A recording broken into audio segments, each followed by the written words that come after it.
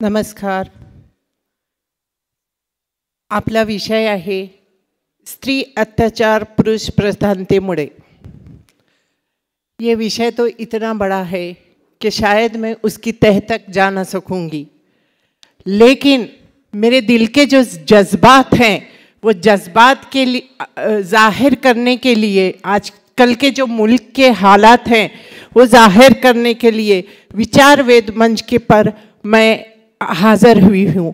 अगर कुछ मेरे लफ्ज़ों में गलती हुई तो मैं आपसे क्षमा की उम्मीद करती हूँ. जाति एकता तो प्राचीन काल से है.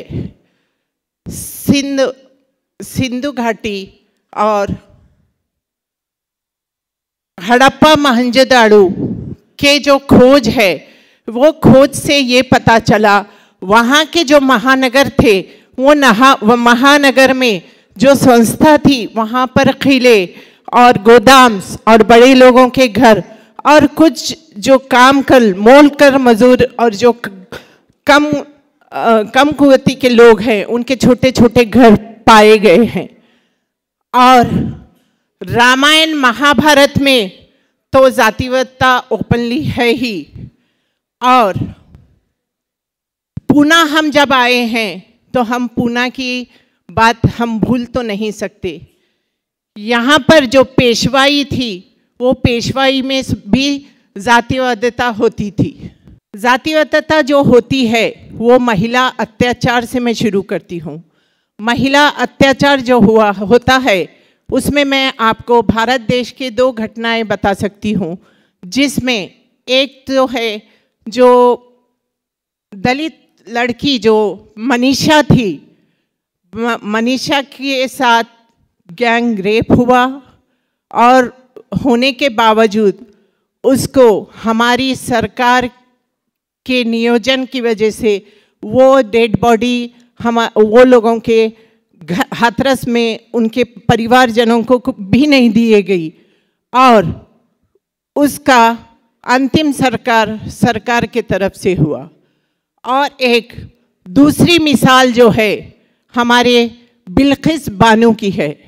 बिल्किस बानो का जो केस है उसमें 11 लोग उनके घर के मार दिए गए और बिल्किस बानो के ऊपर गैंग रेप हुआ और उनकी 3.5 साल की बच्ची भी मार दी गई और उनके गर्भ में पलता हुआ 4 महीने का हमल भी ख़त्म हो गया. लेकिन हमारी गवर्नमेंट के तरफ से ये लोगों को जब सज़ा मिली तो हमारी गवर्नमेंट ने ये बोलकर उन्हें छोड़ दिया कि ये लोग अच्छा काम किए. हमारे औरतों के साथ जो अत्याचार होता है वो अत्याचार बहुत ज़्यादा होता है. संस्थानिक जो अत्याचार होता है, मैं जबकि मराठवाड़ा से आई हुई हूँ तो मराठवाड़ा के 2-3 घटनाएं मैं आपको बताने में कोताही नहीं करूँगी.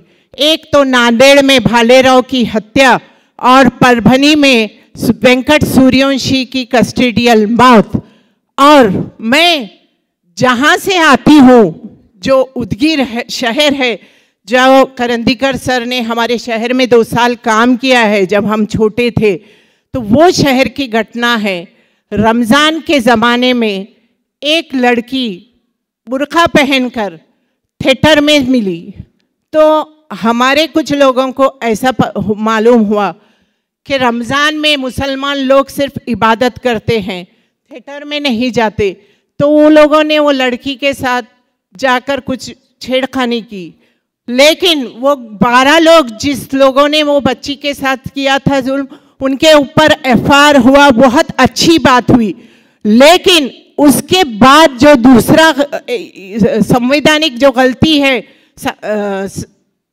संस्थानिक जो गलती है, वो ये गलती है कि जब गोदी मीडिया ने ये बात चलाई कि लड़की बुरखे में है इसलिए उसे मुसलमान लोग जाकर उसके ऊपर जोर ज़बरदस्ती करके उसको मुसलमान बनने के लिए उसके पर अत्याचार कर रहे हैं.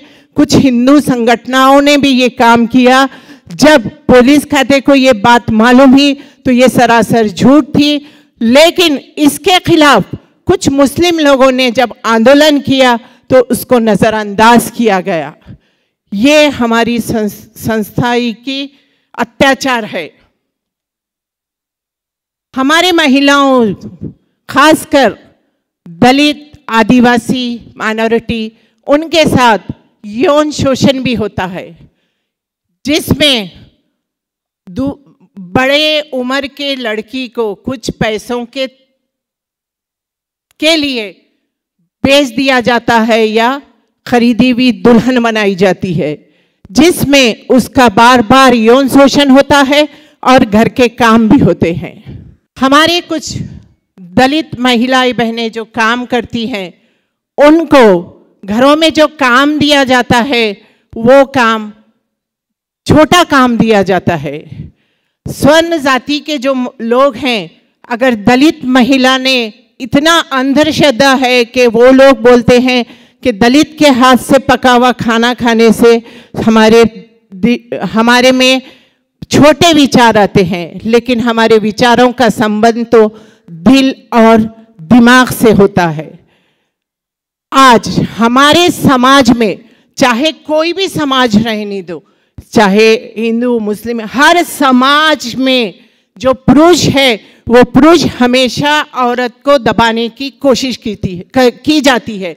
क्योंकि इसलिए औरत को दबाने की कोशिश की जाती है क्योंकि औरतों को दबाने से अंतर जातीय विवाह होना नहीं होता और जातीय समीकरण बाकी रहता है।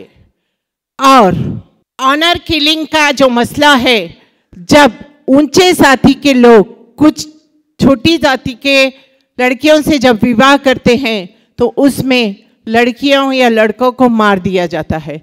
ये हमारी व्यवस्था है। ये व्यवस्थाओं की वजह से हमारी जाति समीकरण जो है जहाँ का वहाँ रह रहा है। आज मैं ये मंच से बोलना चाह रही हूँ कि भारत की परंपरा रही है, यहाँ अनेक धर्मों के एक साथ रहते हैं। हमारा मानना है कि अनेकता में एकता रहे, गंगा जमुना तहजीब जिंदा रहे और हम सब संविधान के सिद्धांतों का पालन करें। मैं विचारवेद की ये जातीय व्यवस्था नष्ट करने के इस प्रयास का अभिनंदन करती हूँ।